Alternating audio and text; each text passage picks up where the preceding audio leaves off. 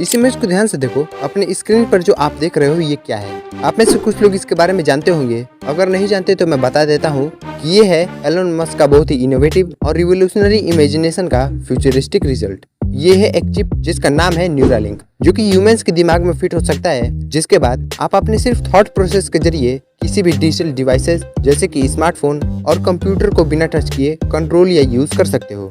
और तो और उस कंप्यूटर या स्मार्टफोन से कनेक्टेड किसी भी अदर डिवाइसेस जैसे कि smart vehicle door opening closing को भी कंट्रोल कर सकते हो। एक बार जरा सोच के देखो, आपको अगर कोई डॉक्यूमेंट लिखना है तो बस आप अपने दिमाग में सोच रहे हो और आपके लैपटॉप में ऑटोमेटिक टाइपिंग चल रहा है। इस चिप के शुरुआती यूजर्स वो लोग होंगे जिनको एक्सट्रीम फिजिकल डिसेबिलिटी और फुल बॉडी पैरालिसिस है। ये शुरुआती यूजर्स वाली जानकारी न्यूरालिंक वालों ने ही पब्लिश की है, लेकिन मुझे लगता है कि जिनके पास अथाह पैसा होगा वो लोग ही इसे इम्प्लांट करा सकते हैं, ये बताना भूल गए।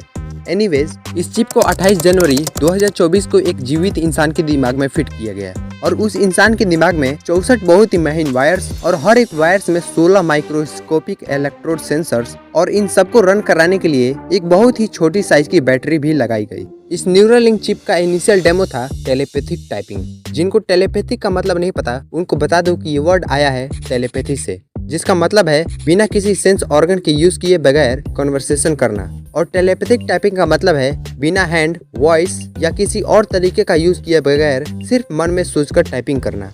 टेलीपैथिक टाइपिंग के साथ साथ कंप्यूटर के कर्सर को भी कंट्रोल करना शामिल था।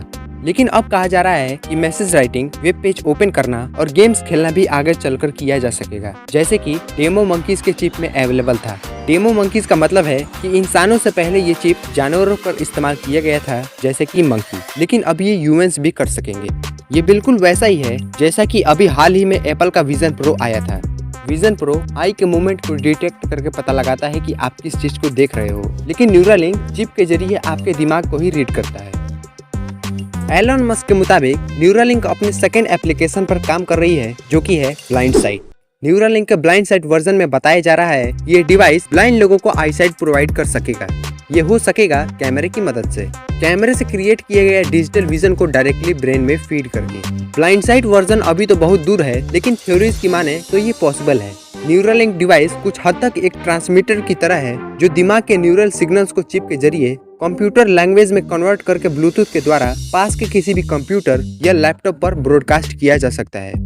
अगर ये थ्योरी काम कर सकती है तो इस प्रोसेस को उल्टा भी तो परफॉर्म किया जा सकता है, जैसे कि किसी लैपटॉप या कंप्यूटर के लैंग्वेज को हम चिप में भी तो भेज सकते हैं, जिससे वो चिप उस कंप्यूटर लैंग्वेज को न्यूरल सिग्नल्स में कन्वर्ट करके और उस न्यूरल सिग्नल्स को विजुअल कोड में भेज के हमें विजुअलाइज करा सकता है। तो कोई इंसान अगर अपनी आंखों से कभी देखा ही ना हो तो अब वो हर चीजें देख सकेगा, वो भी बिना आंखों के। Sounds crazy. इन दोनों ही आइडियाज के सक्सेस होने के बाद सबसे बड़ा खतरा को आप भूल नहीं सकते। सोचो, अगर आपके ब्रेन वाले चिप और आपके स्मार्ट डिवाइसेस के बीच अगर कोई थर्ड पार्टी आ जाए तो? जी हाँ, हैकर्स। ये कितना डेंजरस हो सकता है ये बताने की जरूरत नहीं है शायद से। आज के दिन हैकर अगर आपके स्मार्ट डिवाइसेस को अगर हैक कर ले तो कितना बड़ा मैटर हो जाता है, लेकिन यहाँ तो वो आपके पूरे ब्रेन का ही एक्सेस ले रहा है। Just think about it. आज के लिए बस इतना ही। Thanks for watching.